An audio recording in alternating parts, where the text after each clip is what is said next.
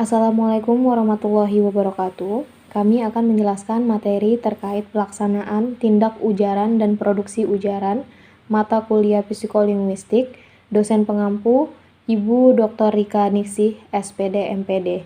Nama anggota kelompok 4, Melia Anggraini, Nabila Syafendra, Neri Nurtiana Restu, Nikentias Mara Hasanah, Nur Fadila dari kelas 5A. Program Studi Pendidikan Bahasa dan Sastra Indonesia, Fakultas Keguruan dan Ilmu Pendidikan Universitas Islam Riau, tahun ajaran 2021. Saya Melia Anggraini akan menjelaskan materi mengenai pengertian tindak ujaran. Tindak ujaran merupakan satuan kecil dari bahasa untuk mengekspresikan makna.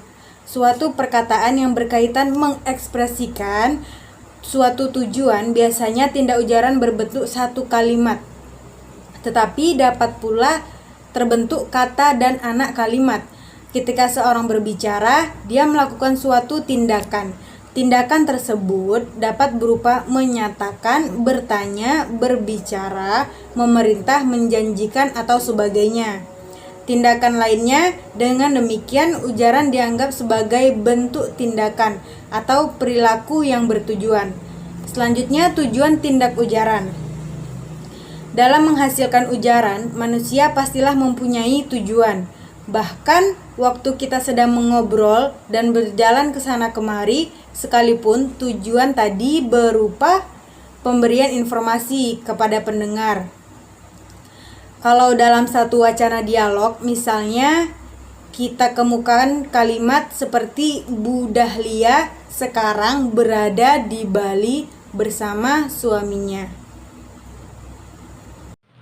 Suatu ujaran itu mengandung 3 unsur, yaitu yang pertama ada tindak ujaran. Tindak ujaran terbagi lagi menjadi 5 kategori. Yang pertama ada representatif, yang kedua direktif, yang ketiga komisif, yang keempat ekspresif, dan yang kelima deklarasi. Selanjutnya ada muatan proposisi. Muatan proposisi adalah pendengar yang menggabungkan proposisi satu dengan proposisi yang lainnya. Kemudian yang kedua ada muatan tematik. Muatan tematik itu berarti sesuatu yang mengutamakan pengurutan. Muatan tematik itu merujuk pada informasi lama dan informasi baru. Terdapat rincian contoh dari ketiga unsur suatu ujaran yang tadi telah disebutkan. Yang pertama itu dilihat dari segi tindak ujarannya. Contoh kalimatnya, apa Aisyah yang menonton TV di ruang tamu? Kalimat tersebut merupakan kalimat direktif.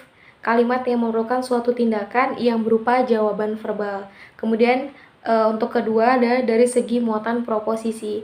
Kalimat itu mengandung 2 argumen dan predikasi. Yang ketiga dari segi muatan tematiknya.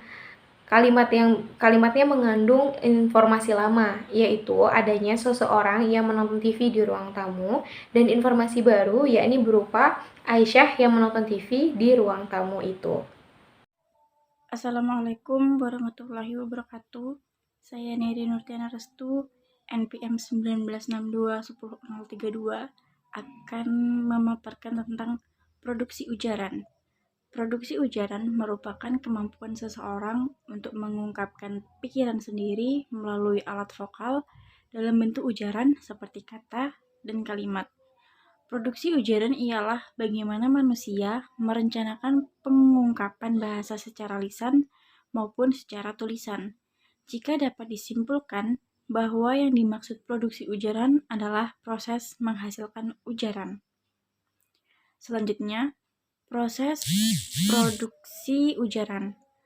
Dalam proses produksi ujaran ini ada 3 bagian otak yang berperan penting, yaitu daerah Wernicke yang bertanggung jawab pada lexical meaning atau makna arti, daerah Broca bertanggung jawab pada grammatical planning atau perencanaan tata bahasanya, dan yang terakhir daerah motor suplementer atau supplementary motor area yang bertanggung jawab monitoring atau mengawasi dan mengendalikan hasil ucapan.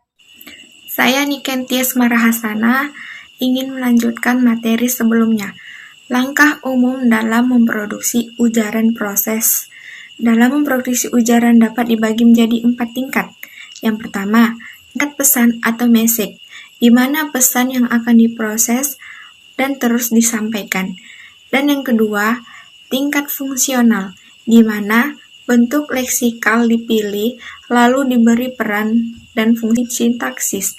Yang ketiga, tingkat posesional, di mana konsisten dibentuk dan afiksasi dilakukan. Dan yang keempat, tingkat fonologi, di mana struktur fonologi ujaran itu diwujudkan. Selanjutnya, kesimpulan. Ujaran berfungsi sebagai komunikasi dan penyampai pesan kepada lawan pendengar. Dalam tindak ujaran, terdapat pembagian ujaran. Produksi ujaran adalah proses yang menghasilkan ujaran. Dalam proses produksi ujaran ini ada 3 bagian otak yang berperan penting, yaitu daerah Wernicke yang bertanggung jawab pada lexical meaning atau makna arti. Daerah Broca bertanggung jawab pada grammatical planning atau perencanaan tata bahasanya, dan daerah motor supplementary motor areal yang bertanggung jawab memonitoring atau mengawasi dan mengendalikan hasil ucapan. Produksi ujaran melalui 4 tingkat. Yang pertama, tingkat pesan, di mana pesan yang akan disampaikan diproses. Yang kedua, tingkat fungsional, di mana bentuk leksikal dipilih lalu diberi peran dan fungsi sintaktik.